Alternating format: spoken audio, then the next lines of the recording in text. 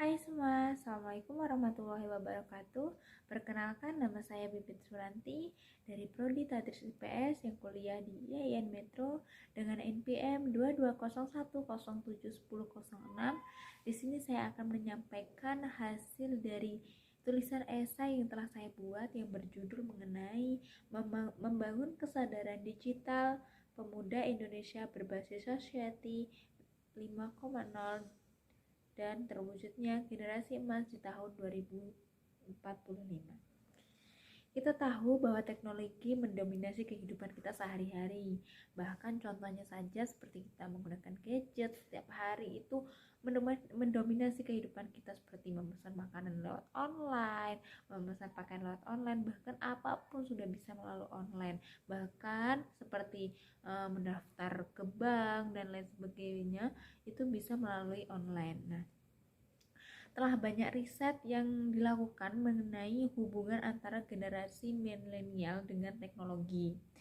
Di antaranya riset tersebut adalah studi yang dilakukan DIL pada tahun 2010 yang mana yang dikutip oleh Kementerian Pemberdayaan Perempuan dan Perlindungan Anak dan Badan Pusat Statistik, di mana yang menyebutkan bahwa penggunaan teknologi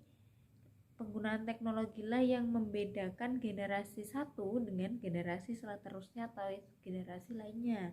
Nah, misalnya antara generasi milenial, generasi Gen Z, dan generasi baby boomers.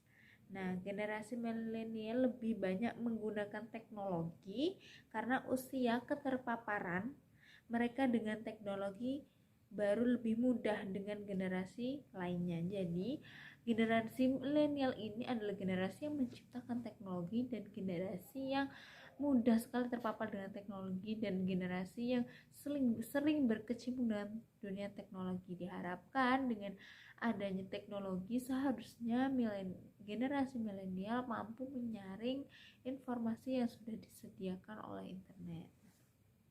Selanjutnya, berdasarkan data survei Asosiasi Penyelenggaraan Jasa Internet atau APJII, jumlah penggunaan internet Indonesia naik dari 8,97%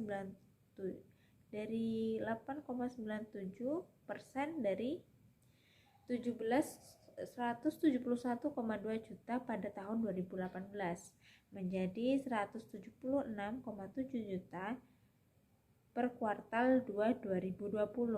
Porsi penggunaan internet di tanah air juga meningkat dari 64,8% sekarang, yaitu 73,7% dari total populasi 266,9 juta jiwa.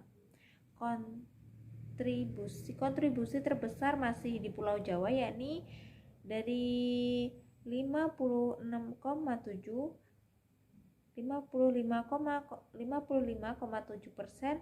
menjadi 56,4% menjadi 56,4%.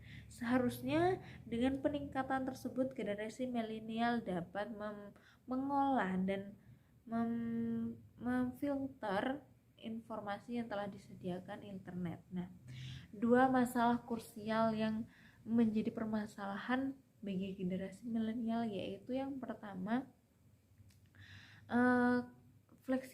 informasi yang fleksibel yang dikemas berupa konten-konten yang apa saja yang bisa tersebar di internet tanpa adanya pemfilteran. Jadi tersebar secara merata dengan konten-konten yang berbagai macam tanpa ada batasannya. Yang kedua adalah di internet terdapat informasi yang faktual dan informasi yang fiktif atau yang tidak pasti sehingga dapat menyebarkan berita hoax.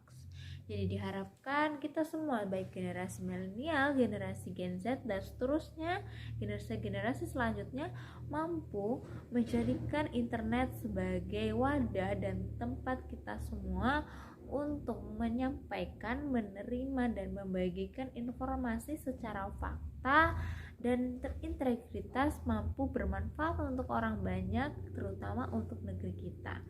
Karena itu penting bagi kemajuan negeri kita supaya kita menjadi generasi yang jauh lebih baik dibandingkan generasi sebelumnya dan menjadi generasi yang bermutu untuk generasi yang akan datang.